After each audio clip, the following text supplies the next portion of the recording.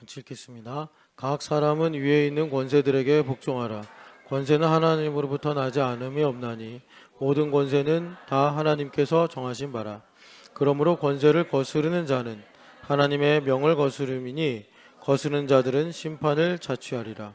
다스리는 자들은 선한 일에 대하여 두려움이 되지 않고 악한 일에 대하여 되나니 내가 권세를 두려워하지 아니하려느냐. 선을 행하라. 그리하면 칭찬을 받으리라. 아멘.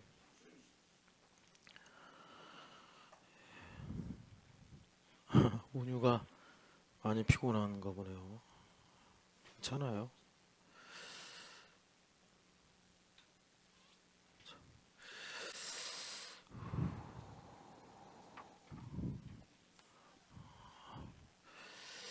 자, 오늘 우리가 권세에 관한 말씀 13장을 우리가 읽었는데 이 말씀을 왜 하셨느냐? 12장 1절에 영적 예배를 위해서 하셨다. 영적 예배는 뭐냐? 나를 향하신 하나님의 틀림없는 선하시고 또 하나님께서 기뻐하시고 온전하신 뜻이 무엇인지를 분별하고 사는 게 영적 예배인데 그러기 위한 여러 가지 일반적으로 모두에게 적용될 수 있는 원칙을 바울 사도가 말씀하시는데 그 중에 하나가 12장에 박해하는 자를 축복하라. 축복하고 저주하지 말아라. 이래야지 우리가 하나님의 선하신 뜻이 무엇인지를 분별할 수 있다. 우리를 박해하는 사람을 저주하고 비난하는 일은 그러니까 원수마귀한테 속아서 하나님의 뜻이 무엇인지 분별 못하고 내 뜻을 하나님의 뜻이라고 관철시키려는 함정에 빠진다. 또 19절에 보면 원수를 갚는 문제가 있으면 오히려 그 원수에게 너희가 호의를 베풀어라. 그것이 여기 속담을 인용한 숯불을 그 머리에 쌓아 놓으라 합니다. 그러면 선으로 악을 이긴다. 그래서 그 악한 상황에서도 선하신 하나님의 뜻을 알고 살아가게 된다. 그리고 흑암에서 우리가 하나님의 뜻을 아는 것은 참 불가능한 일이라고 할 수 있는데 그럼에도 불구하고 우리가 알 수 있는 그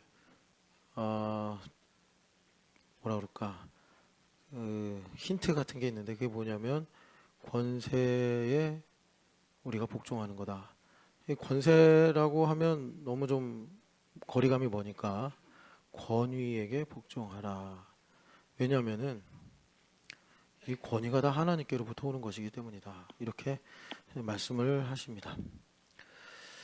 자, 우리 단일부는 이 일부 예배 때 목사님이 이 그림이 뭔지 설명을 안 해줘가지고 이게 연어예요, 연어. 위에도 써 있지만, 근데 연어가 이게 그냥 그림이라서 좀 실감이 안 되는데, 지금 막 지느러미가 찢겨져 있는 상태의 연어예요. 왜 그러냐? 이 금물살을 거슬러서 올라가기 때문이다. 우리가 1, 2부 때 이제 마라, 그러니까 나오미의 신앙 고백을 들었는데,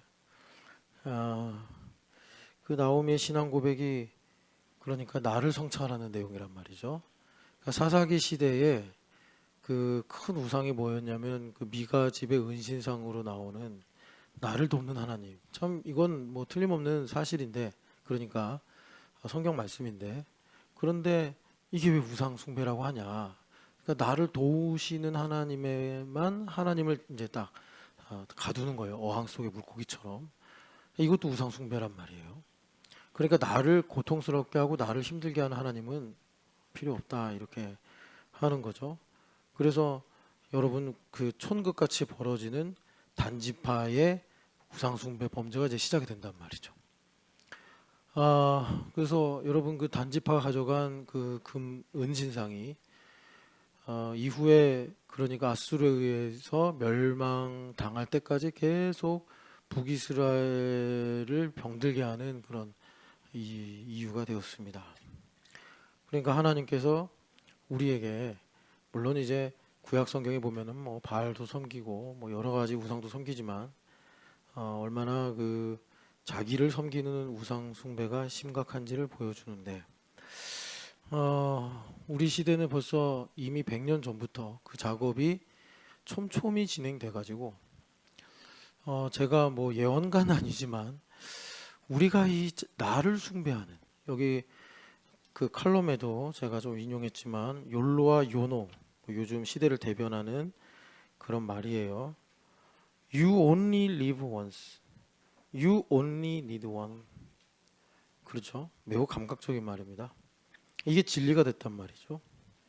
여기서 과연 우리가 벗어나서 정말 예수님 말씀하신 대로 유일하신 참 하나님과 그가 보내신 예수 그리스도를 아는 것이 가능할까? 그러려면 그 저기 문창 집사님 연결됐어요? 오, 그래요? 나는 이게 잘 안 보이는데. 자, 보여요? 이제 전체 화면으로 한번 보여주세요. 네? 뭐라고요? 블랙? 그럼 됐어요. 안 되나 보다. 여러분 집에 가서요. 캐나다 베링해에서 강원도 남대천까지 라는 연어에 관한 다큐멘터리를 보시면 연어가 어떻게 해서 영생을 얻는지를 알 수 있습니다. 제가 좀 보여드리려고 했는데 안 되네. 우리 애들을 위해서 저런 거구나. 그러니까 연어가 이제 막 그 비늘도 벗겨지고 지느러미도 찢기면서 나중에 이제 산란 직전 가면 그러니까 상류 이른 거죠. 그러면 연어 색깔이 원래 갈색인데 우리가 회를 먹을 때처럼 연어 이 몸이 붉은색으로 바뀌어요. 왜냐하면 살같이 다 벗겨져서 그런 건데. 그러니까 욜로 요노라는 이 세상의 시대 정신에 의하면 자기를 부인하고라는 이 제자도의 말씀은 도저히 납득할 수 없는 너무 폭력적이거나 너무 이해가 안 되거나 너무 뭐라 그럴까요? 또 나와 충돌하는 이제 그런 진리가 되더라라는 것입니다. 그래서 그런 시대 정신을 파쇄하는 하나님의 섭리가 우리가 루키 1장 13절에 이 나오미 할머니가 말씀하신 하나님의 손이 나를 치셨다라는 신앙 고백이다. 아니 하나님께서 나를 치신 게 왜 신앙 고백입니까? 20절을 보면 누구 아들이에요? 전능자가 나를 심히 괴롭게 하셨습니다. 이제 마라라고 자기의 이름을 고치면서 전능자가 나를 심히 괴롭게 하셨습니다. 신앙 고백을 했다. 그러니까 나를 도우시는 하나님이라는 세계관을 가지고 있는 자기중심의 세계에서는 이게 어떻게 신앙 고백이야? 불평이거나 원망이거나 아니면은 뭐 어쨌든 하나님을 향한 네거티브한 얘기 아니겠냐라고 하는데 그걸 허물지 못하면 전능하신 하나님이 나를 괴롭게 하셨다라고 하나님의 섭리를 받아들이는 것이 도저히 이해가 안 되는데요. 그 여호와의 손이 나를 치셨다라는 말씀이 여러분 이게 우리 한국 사람한테 이해하게 하려고 이렇게 번역을 한 거고요. 원래 영어 성경 보면은 여호와의 손이 내 안에서 go out, go forth 하셨다 이렇게 번역을 해요.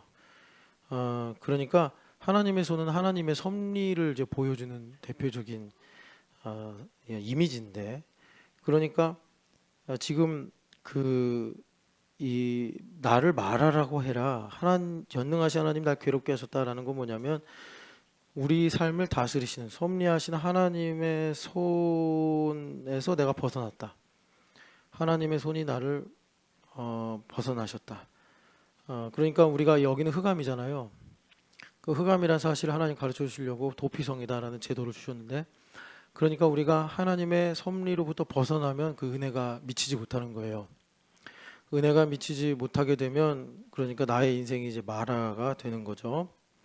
그래서 여기 20절에 나를 말하라고 해라. 왜냐하면 전능하신 하나님께서 나를 심히 괴롭게 하셨습니다. 이걸 영어로 뭐라고 번역했냐면 For Almighty, 그러니까 전능하신 분께서 has dealt very bitterly, 그러니까 매우 고통스럽게 with me, 나를 다루셨다라고 하는 거예요.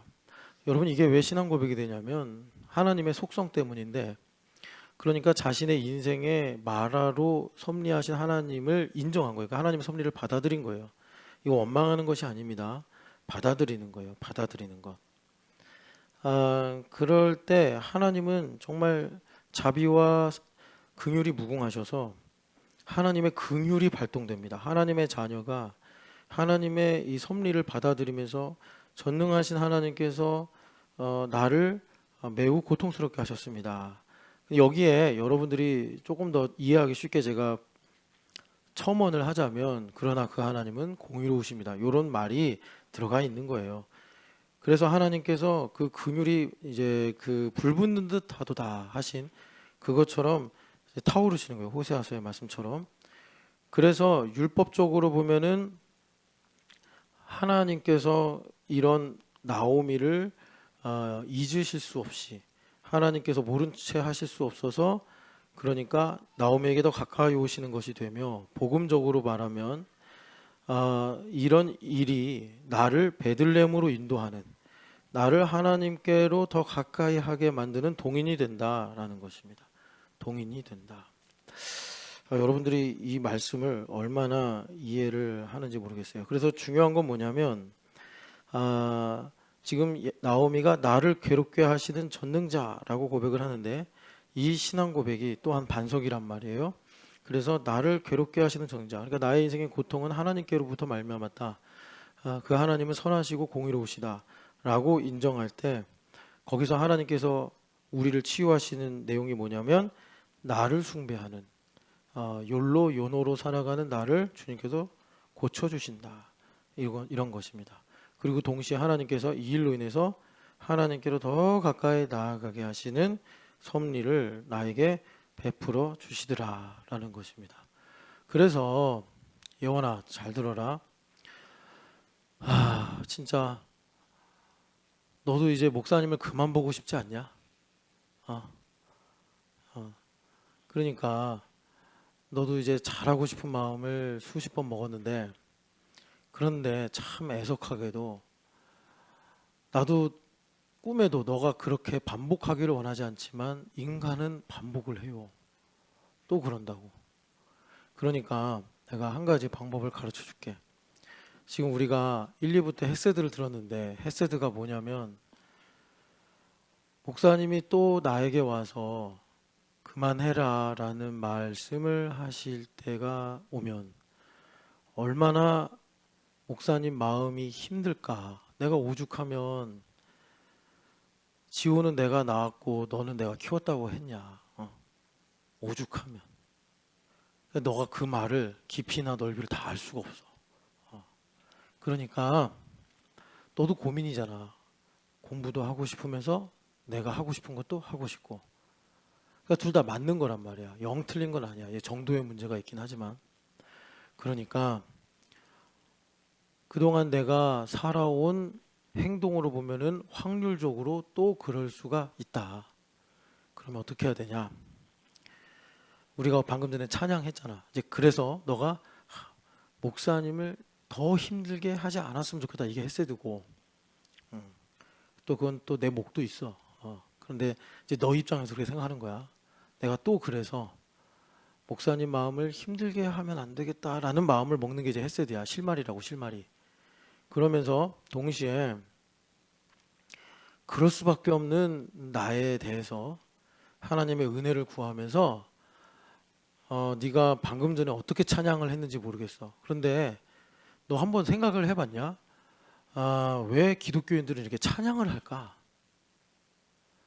너가 물론 다른 종교를 가본 적이 없겠지만 이게 좀 특이한 현상이요. 더 나아가서 왜 인간은 음악을 할까? 먹고 사는 것도 아닌데 음악 한다고 쌀이 나와, 금이 나와. 음악을 안다고 해서. 가인이 하나님을 떠나서 자기 힘으로 살겠다 했을 때 문명이라는 게 발생하기 시작하는데, 잘 들어봐. 딴 데 눈 돌리지 말고. 유아도 마찬가지야. 잘 들어봐. 그러니까 농기구를 만드는 이제 그 철을 다루는 사람이 나왔고, 그리고 목축업의 조상이 나왔고, 그리고 하나가 뭐냐면 음악을 만든 조상이 나왔어. 그러니까 인간이 하나님을 떠나보고 사니까 이 자연의 도전이 거센 거예요. 그러니까 사람의 손으로만 먹고 살 수 없는 거라. 그래가지고 철을 연단해서 기구를 만들고 무기를 만드는 조상이 나왔고, 그리고 사람이 이렇게 사는데 자연에 대해서 절대적으로 불리한 거야. 이전에는 자연의 생물들이 복종을 했는데 그러지 않으니까. 그러니까 자연의 동물들을 다스리고 기르는 목축업의 조상이 나왔고, 하나님 떠나서 내 힘으로 살려고 할 때 필수가 뭐냐 이거야. 그리고 음악을 필요로 했단 말이야. 사람이 음악을. 그러니까 이 음악이라는 거는 하나님께서 우리를 말씀하실 때 사람을 찬양하게 하려고 만들었다 이랬다고. 찬양을 하게 하려고 만들었다. 근데 사람보다 먼저 타락한 루시엘을 보면은 이 루시엘도 찬양하게 하려고 지으셨다 그래. 그래서 너가 지음받던 날에 소고와 퉁소가 있었다. 이렇게 에스겔서에서 말씀을 해요. 그러니까 찬양은 사실 음악이라는 것은 이제 찬양과 떼을 수가 없는 거고, 그리고 이 되게 신비로운 거야. 찬양을 한다는 건. 그래서 왜 우리가 찬양을 해야 되느냐? 하나님의 통치 아래 살기 위해서야. 근데 여기서 잘 들어봐. 이거 좀 잠깐만이라도 목사님 쳐다보고 들어봐. 그러니까 무슨 말이냐면, 하나님은 우리를 다스리시기 원하시는데 내가 찬양을 해야 인격적인 하나님께서 나를 다스려 주신다고. 그래서 내가 찬양을 하면 하나님께서 다스리신다는 게 뭐냐? 말씀하고 이루신다는 거야. 이 말씀이 사실이 된다고. 말씀이 사실이 돼요. 내가 땀 흘리고 노력해서 말씀이 사실이 되는 게 아니라 하나님께서 다스려 주셔야 말씀이 사실이 된다고. 그러니까 찬양하는 만큼 담대해지고, 찬양하는 만큼 지혜로워지고, 찬양하는 만큼 능력이 임하는 거예요. 알겠어? 정유 알겠어? 찬양은 그냥 내가 아이돌 노래 듣고 따라하는 그런 음악이 아니라 하나님을 높이고 하나님을 내 안에 영접하는 행위예요. 그러니까 목사님이 하는 말은 뭐냐면, 이제 우리가 말씀 듣고 또 찬양을 할 텐데 제발 부탁하는 거야. 내가 제가공명을 모시듯인 마음으로 내가 너희들한테 지금 엎드려 절하는 거예요. 찬양 좀 부탁합니다. 하나님 앞에 전심으로 찬양을 해야, 예원아, 더 이상 내가 목사님과 아버지 어머니를 힘들게 하면 안 되겠다라는 마음이 분명히 있다는 것을 믿어요. 그 마음대로 하나님께서 다스려 주셔서 그럴 수 있는 힘을 주신다고, 지혜를 주시고 능력을 주신다고. 알겠어요? 예. 그래서 우리도 마찬가지입니다. 찬양하는 만큼 하나님께서 통치를 베푸실 수가 있습니다. 여러분, 전능자의 손이 나를 치셨도다. 전능자가 나를 심히 괴롭게 하셨음이라 라는 이 나오미의 이 섬광과 같은 신앙 고백이 우리에게도 있어서 하나님의 헤세드가 부어지기를 축복합니다. 자, 그래서 다시 우리가 로마서 13장으로 돌아오면 권위, 권세에 관한 말씀인데, 하나님께서 우리를 다스리시는데 여기는 흑암이에요. 혼돈의 땅이기 때문에 하나님께서 그냥 다스리실 수가 없고, 그러니까 질서를 두시고 다스리신다라는 것입니다. 그래서 내가 원하는 권위든 원하지 않는 권위든 간에 모든 권위는 하나님으로부터 나온 것이다 라고 말씀을 하시는 거예요. 뭐 이 정치와 관련해서 말하려면 되게 긴데 그거는 별로 재미도 없고 나중에 더 다른 자리가 있으면 말씀을 드리고요. 이걸 하나 여러분들이 보시면 참 좋겠습니다. 잠언 16장 9절 말씀입니다. 잠언 16장 9절 말씀. 잠언 16장 9절 말씀 같이 읽겠습니다. 사람이 마음으로 자기의 길을 계획할지라도 그의 걸음을 인도하시는 이는 여호와시니라. 아멘. 우리가 살면서 하나님의 뜻이 뭔가를 알 수 있다면 참 좋겠는데, 그러면 하나님이 아니라고 이사야서 55장에 말씀하시죠. 하나님의 뜻을 알 수가 없어요. 그러니까 우리는 부단히 우리의 길을 계획하지만 그 결과를 이제 내시는 분은 하나님이시다라고 말씀을 하고 있습니다. 그러니까 우리가 이런 하나님과 나와의 간극이 있다는 거예요. 간극이 있어요. 자, 19장 21절 같이 한번 또 읽어보겠습니다. 노하기를 맹렬히 하는 자는 21절 시작. 사람의 마음에는 많은 계획이 있어도 오직 여호와의 뜻만이 완전히 서리라. 아멘. 그러니까 비슷한 말씀인데, 계획을 그러면 할 필요가 없다라는 말이 아니라 계획을 세워야 하나님의 뜻이 무엇인지를 우리가 알 수가 있고 또 하나님의 인도하심을 받을 수 있다라는 거예요. 자, 그러니까 말하자면 이것입니다. 바울 사도가 영적인 세계를 삼층천이다라고 이렇게 말씀하셨어요. 삼층천이다. 이게 땅이에요. 땅인데 바울 사도가 되게 겸손하게 3인칭 화법을 쓰시면서 내가 어떤 사람을 아는데 그 사람이 3층천에 가서 여기가 1층, 2층, 3층이에요. 3층천에 갔다는 거는 가장 꼭대기에 올라갔다라고 우리가 보면 되겠습니다. 예. 그러니까 여기서 우리가 계획을 한단 말이에요. 이 땅에서 계획을 하는데 우리가 기도하죠. 뜻이 하늘에서 이루어진 것처럼 땅에서도 이루어지이다. 그래서 여기서 이제 하늘에서 이루어진 뜻이에요.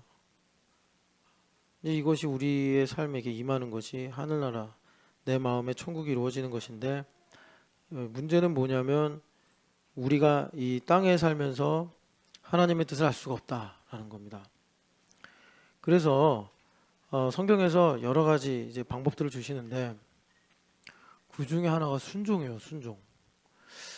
순종을 참 좋아해야 되는데 우리는 왜냐하면 예수님도 순종으로만 사셨고 그런데 이제 여기 우리 가빈이도 있고 유연이도 있고 있는데 담비도 있고 얘들이 조금씩 크면 이제 저기 예원이처럼 곤란한데 이런 상황이 생겨요. 이게 이제 뭐냐면 자연적인 흐름에 따라 이제 얘네들 사춘기니까 이제 자기가 강해진단 말이에요. 그러면서 뭐 일종의 자기 하고 싶은 게 점점 세지는 거죠. 그런데 그걸 너무 못하게 하는 것도 문제인데 그러면 이제 자기 뜻을 말하는 법을 아이들이 잃어버려요. 잃어버리고 남이 하는 대로 이제 피동적으로 살아가는 인생이 되기 때문에 가르치는 사람 입장에서도 되게 힘들어요. 예원이가 하고 싶은 걸 하게 해야 돼요. 그런데 그것이 그냥 일변도로 가서 내가 하고 싶은 것만 하게 하면은 예원이 인생을 가르치는 게 아니에요. 그거 놔버리는 거예요. 그러니까 예원이가 내가 하고 싶은 것도 하면서 또 내가 해야 할 것도 내가 해야지 옳은 것도 하도록 가르쳐야 되는데 이제 그러려면 예원이가 점점점 잘하면서 은혜가 무엇인지를 알 수 있도록 그러니까 가르치는 사람들이 노력을 해야 돼요. 노력을 해야 돼요. 제가 여기 예원이가 듣고 있어가지고 사실 우리 부모님이신 한영 집사님하고 주유연 집사님한테는 제가 이야기를 지금 안 하고 있는데 두 분도 마찬가지입니다. 다시 또 이런 일이 생겨서 그러니까 이런 일이 안 생기게 하기 위해 감추는 건 답이 아니고 이런 일이 안 생기도록 정말 부모는요. 그러니까 자식을 낳은 말하자면 죄로 회개를 많이 해야 돼요. 예. 부모님은 그냥 매일 회개해야 돼요.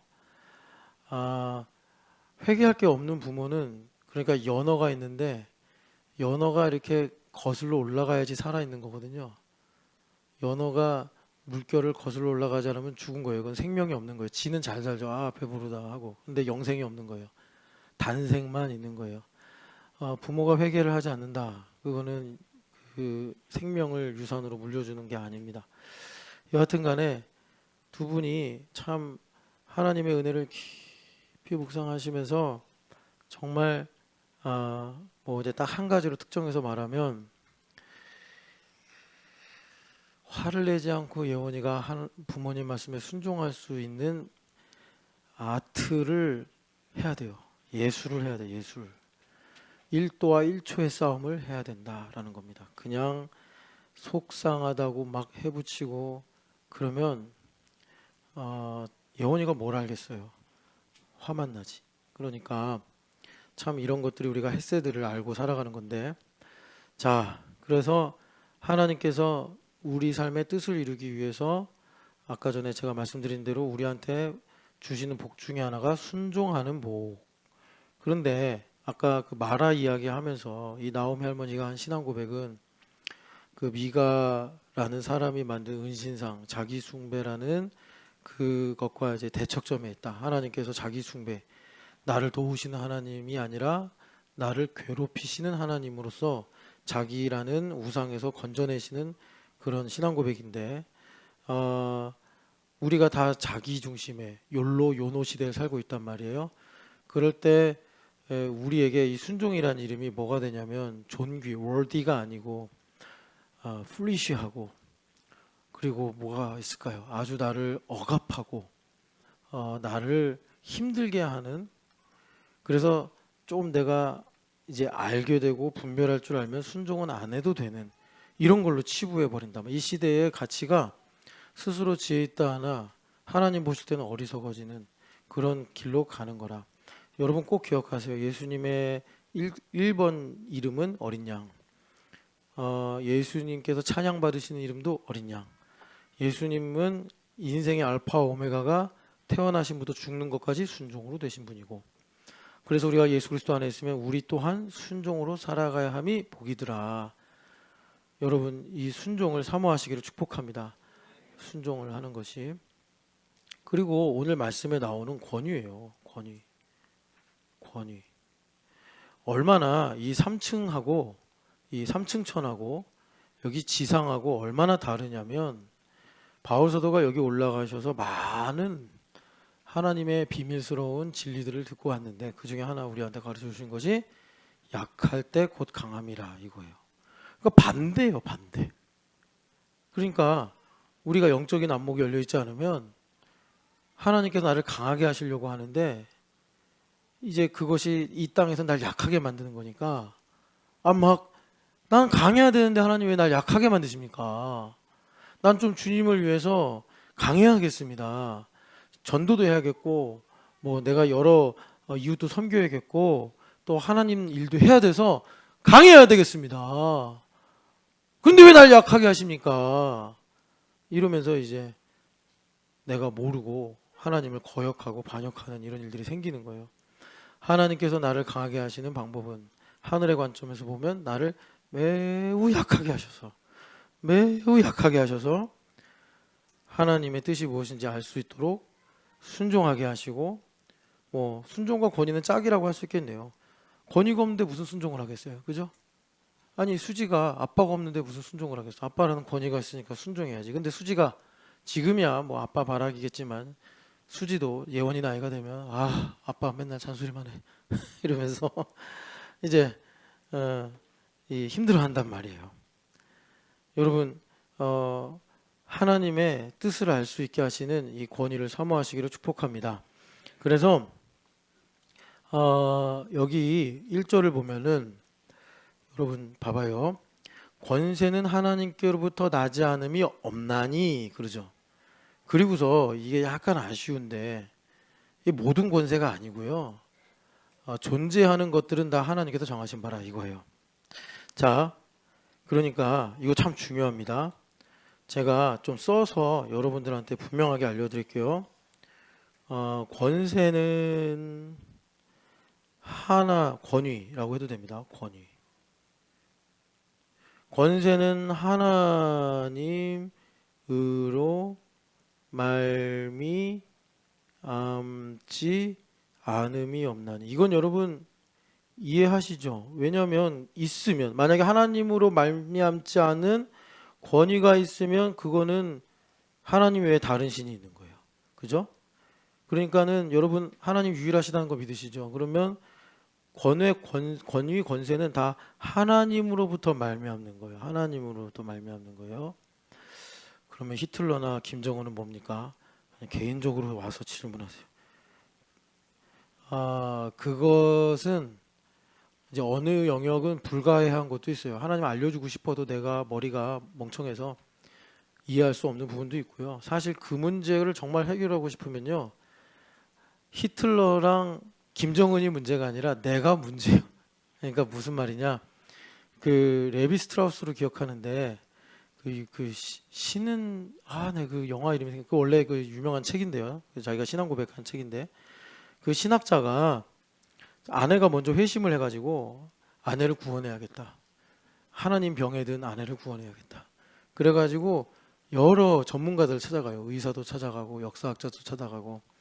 근데 심리학자도 찾아가요. 그래가지고 뭘 물어보냐면 500명이나 되는 사람이 부활을 봤다고 하는데 그게 가능합니까? 이거 혹시 집단 환각 이런 거 아닙니까? 했더니 그럴 순 없다. 그 사람들이 동시에 본 거라면 모르겠지만 동시에 본 게 아니기 때문에 그건 집단 환각으로 일어날 수 없고 그 정도의 증인이 있으면 그건 거의 사실일 것이다. 뭐 그래요. 그러니까 이 사람이 저명한 무신론 심리학자를 통해서 이 믿음을 반할 수 있는 증거를 얻으러 갔다가 아니 그럼 이게 부활이 사실이라는 건가? 이러면서 이제 돌아가려고 딱 그러는데 그 심리학자 갑자기 불러 세워요. 물어볼 게 하나 있어요. 네? 그랬더니 당신 혹시 아버지와의 관계는 어떠십니까? 그때 머리 띵 하는 거예요. 왜냐하면 그 주인공이 아버지와의 관계가 너무 안 좋거든요. 그 다음부터 이제 균열이 일어나기 시작하는 거예요. 그러면서 자기를 성찰하기 시작하는 거예요. 예, 이제 마라의 신앙 고백으로 들어가는 거죠. 그러면서 나중에 부활하신 예수님을 만나게 되는데 히틀러랑 김정은이 문제가 아니라는 겁니다. 그 고민은. 그래서 그 다음에 이제 번역을 하면 이겁니다. 존재하는 것은 하나님으로, 이거 너무 중요해서 우리의 생각을 정해버리거든요. 이걸 어떻게 보느냐에 따라서 정해진 것이다. 그러니까 하나님의 섭리 가운데서 모든 걸 보게 된다라는 겁니다.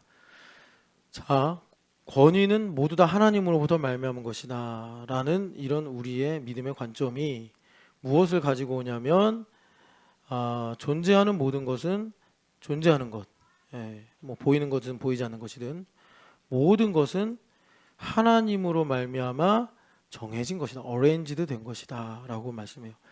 여러분들이 제가 이렇게 번역했다고 그러면 안 믿을 것 같아가지고 제가 안 믿더라고요. 또 그냥 엄목사 혼자 저러는 거지. 그래서 NASB라고, 여러분 공증된 영어 성경이니까 이건 믿으시겠죠. For there is no 하면 없다라는 거죠. authority, 어떤 권위도 없다. 뭐 어떤 권위가 없냐? except from God, 하나님으로부터 말미암지 않은 권위는 없다. 그러니까 모든 권위는 하나님으로부터 왔다는 거예요. 그리고 이제 이것으로 인해 파생되는 내용이 뭐냐면 those which, 어떤 거죠? exist, 존재하는 것들은 이거 칸이 부족하네. 조그맣게 쓸게요. establish, 하나님에 의해서 만들어진 것, 하나님에 의해서 되어진 것이다. by God, 하나님에 의해서 되어진 것들이다. 그러니까 여러분 권위 아래 있게 하셔서 하나님께서 주시는 은혜가 뭐냐면 내가 살아가는 모든 것들, 내 삶의 모든 것들을 하나님께서 어레인지 하신 거구나, 하나님께서 두신 거구나, 이 지혜를 나에게 하나님께서 주시더라 라는 것입니다. 나에게 하나님의 섭리를 보고 깨달을 수 있는 은혜를 주시더라 라는 거예요. 이것이 왜 이렇게 중요하냐면, 여러분 중요한 건 뭐냐면 아까 제가 이 삼층천이라는 그림을 통해서 우린 이걸 하는 게 중요하잖아요. 이 땅에 있는 건 풀은 마르고 꽃은 시들잖아요. 그래서 요걸 알아야 되는 거예요. 그래서 우리가 기도하는 바가 뭐냐면 하늘에서 이루어진 뜻이 나의 삶에 이루어지는 거예요. 이것이 말하자면 내가 뭘 먹을까, 뭘 마실까, 무엇을 입을까를 해결하는 열쇠라고 하나님께서 말씀하시는 거예요. 이걸 알아야 된다는 거예요. 이걸 알아야 되는데, 이걸 알라고 하나님께서 그러니까 권위 아래 있게 하셔가지고 이 모든 것들이 하나님께서 어레인지드, 하나님께서 다 만드시고 정하신 것들이구나 라는 것을 우리가 깨닫게 하시더라 라는 거예요. 자, 그래서 우리가 지금 이 권위라는 것이 뭐냐를 보고 있는데, 갈라디아서 5장을 보시면 갈라디아서 5장, 영으로 사는, 육으로 살려고 하는 갈라디아 교인들에게 영으로 사는 것을 말씀하시는데, 여기 보면은 이렇게 말씀하십니다. 그러니까 갈라디아서 5장 4절부터 7절을 보면은, 그러니까 영적으로 사는 것을 7절에 보면 다름질하는 거다라고 말씀하세요. 다름질하는 거다. 그래서 다름질하는 게 뭐냐? 순종과 순종으로 살아가는 거예요. 순종 외에 없어요. 그러니까 우리는, 여러분 예수님, 어린 양이신 예수님을 따라가는 인생이라면 우리의 모든 건 다 순종으로 되어져야 되는 거예요. 그런데 이제 그것을 4절부터 쭉 보면 이렇게 말씀하는 거예요. 할례냐 무할례냐가 중요한 게 아니다. 할례냐 무할례가 중요한 게 아니다. 그러니까 우리가 하늘에서 이루어진 뜻이 땅에서 이루어지도록 하는 삶이 뭡니까? 믿음으로 사는 거예요. 그래서 사랑으로서 성령 하나님으로 말미암아 우리에게 부어지는 하나님의 사랑으로서. 그러면 성령 하나님으로 말미암아 부어지는 하나님의 사랑이 뭐죠? 하나님의 사랑은 나를 감동 주고 나를 감격스럽게 하고 뭐 나를 찌릿찌릿하게 하는 게 하나님의 사랑이 아니고, 내 몸이 죽은 자와 같고 내 상황이 돌과 같은 상황일지라도 하나님의 약속의 말씀을 믿음으로 내가 의심하지 않고 오히려 더 견고하게 하시는, 붙드시는 하나님의 은혜가 사랑이란 말이에요. 그것이 성령으로 말미암아 내 마음에 부어져요. 로마서 5장 5절을 말하고 있습니다. 그래서 그 사랑으로 말미암아 내 안에 더욱 견고해지고 하나님께 감사하며 찬양하는 믿음이 중요하다라는 거예요. 자, 그러니까 무슨 말이냐? 여러분 있잖아요. 우리는 항상 여기 보면 4절에 은혜에서 떨어진 자로다. 은혜로부터 멀어지기가 쉬워요. 은혜로부터 멀어지면 할래냐 뭐 할래냐, 할래냐 뭐 할래냐, 할래냐 뭐 할래냐, 할래냐 뭐 할래냐 이러고 있다니까요. 할래냐 뭐 할래냐가 중요하지 않다. 중요한 건 뭐냐면 성령 하나님으로 말미암아 우리 가운데 나를 붙잡으시고 나를 연단하시고 그래서 나로 믿음의 고백을 하게 하시는 것이 중요하다라고 바울 사도가 말씀하시는 거예요. 그러니까 여러분 중요한 게 뭐냐면 우리는요 항상 이 결과를 가지고 맞냐 틀리냐 좋냐 싫으냐 이걸 말하는데, 여러분 있잖아요. 정말 여러분들이 지옥 갈 백성인데 하나님께서 나를 구원해 주신 은혜를 귀하게 여긴다면 사실 나에게 있는 모든 일들은 내가 믿음으로 사느냐 살지 않느냐를 고백하는 뭐 일종의 입증하는 순간이요, 연단하는 순간이요, 시험하는 순간이라는 것을 여러분 꼭 1번으로 생각하시기를 축복합니다. 어떤 일이 생기든 간에 내가 정말 하나님께 은혜로 말미암아 믿음을 선물로 받았다면 모든 것, 뭐 자녀랑 얘기하든지 회사 가서 일을 하든지 내가 혼자 있든지 사람들과 섞여 있든지 간에 모든 것은 지금 나의 감정과 기분과 나의 생각을 드러내기 앞서 제일 먼저 중요한 건 하나님 앞에서 내가 믿음을 가지고 있느냐 믿음으로 살지 않느냐 이거를 이제 내가 증언해야 하는 순간이다. 그 다음에 내가 좋다라든지 싫다라든지 내가 이렇게 하고 싶다라든지 저렇게 하고 싶다라든지 얘기를 해야 되더라라는 거예요. 그래서 다시 한번 여기 정리하면 여러분 사랑으로서 역사하는 믿음뿐이다. 하나님의 성령으로 우리에게 하나님의 사랑이 부어지는데, 부어지게 되면 어떻게 되느냐? 그 로마서 5장 5절을 보면은 나를 부끄럽게 하지 않은 소망이 나를 이제 붙드는데 그 소망의 실제가 바로 그리스도다라는 거예요. 그래서 여러분 우리가 그리스도를 위해 산다 그러는데 사실 여러분 누가 누구를 위해 삽니까? 더 가진 사람이 덜 가진 사람을 위해 사는 거지, 우리가 뭐 가진 것도 없는데 주님을 위해 뭘 살아요? 가랭이 찢어지죠, 황새 따라가다가. 그러니까 우리가 주님을 위해 산다라는 말은 뭐냐면 내가 살아가는 모든 것에서 실제는 뭐냐? 예수 그리스도뿐이다 라는 걸 내가 고백하고 사는 거예요. 그러니까 바울 사도가 이런 거예요. 내가 기분이, 거기는 이제 내가 궁핍할 때나 풍부할 때나 이렇게 말씀하셨지만 내가 기분이 안 좋아도 그리스도, 내가 기분이 좋아도 그리스도, 내가 추해도 그리스도, 내가 정해도 그리스도. 그것이 우리에게 나를 부끄럽게 하지 않은 소망이요, 이 소망은 성령 하나님으로 말미암아 우리 마음에 부어지는 하나님의 사랑으로 이루어지는 것이다 라고 말씀하는 거예요. 자, 그래서 이 믿음의 법으로 사는 것을 지금 바울 사도가 말씀하시는데, 이 믿음의 법으로 살게 하는 것이 무엇이냐? 바로 나를 하나님께서 권위 아래 있게 하신 것이다 라는 것입니다. 그래서 여러분 기억하세요. 우리가 유일하신 하나님을 믿는다. 그건 뭐냐면 모든 권위가 하나님으로부터 나온다. 왜 하나님께서 나를 권위 아래 두게 하시나? 나는 죄인이라서 권위 아래 있는 걸 되게 싫어하는데, 그러니까 유리하면 권위 안에 있는 것이 좋고 내가 불리하면 권위 아래 있는 게 싫은 거란 말이에요. 지금 우리 시대는 혁명의 시대를 지냈잖아요. 혁명의 시대라는 게 뭐예요? 내가 마음에 안 들면 뒤집어버리면 그만이다라는 거 아닙니까? 그게 우리 안에 감동적인 영화로, 감동적인 노래로, 감동적인 역사의식으로 다 들어왔어요. 뭐 프랑스 혁명이라든지 뭐 계몽주의라든지 이런 것들이 다 우리 안에 다 세포처럼 나를 구성하고 있다는 거예요. 그래서 하나님께서 우리를 권위 아래 있게 하셔서 모든 것들이 하나님께서 정해진 바다라는 것을 볼 수 있는 이 섭리를 발견하는 눈을 다 지워버린 거예요.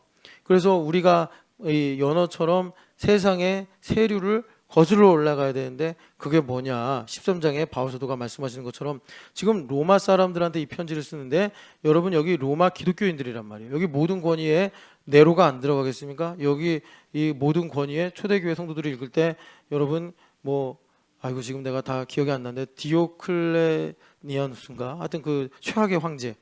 그런 사람들이 안 들어가겠어요. 그런데 이런 권위 아래 있으므로 하나님께서 자신의 선하시고 기뻐하시고 온전한 뜻이 무엇인지를 우리로 분별하게 하신다 말씀하시는 거예요. 여러분 이제 선거를 앞두고서 정말 나라와 민족을 위해 기도하고 그리고 또 그 결과를 가지고 여러분들 생각하실 텐데 여러분 낙심하지 마시고 두려워하지 마시고 하나님으로부터 모든 권위가 나옵니다. 심지어 빌라도가 그랬습니다. 내가 너를 살릴 수도 있고 죽일 수도 있는 건 모르냐라고 예수님한테 말씀하니까 예수님께서 너가 나를 해하려는 권한도 위로부터 주신 거야. 하나님 아버지께서 허락하시니까 지금 너가 나를 심판하고 있는 거야 라고 예수님 말씀하셨습니다. 여러분 그 믿음을 가지고 나라와 민족을 위하여 여러분 기도하시고 꼭 실천하시기를 축복합니다. 우리 자리에 일어나서 찬양하겠습니다.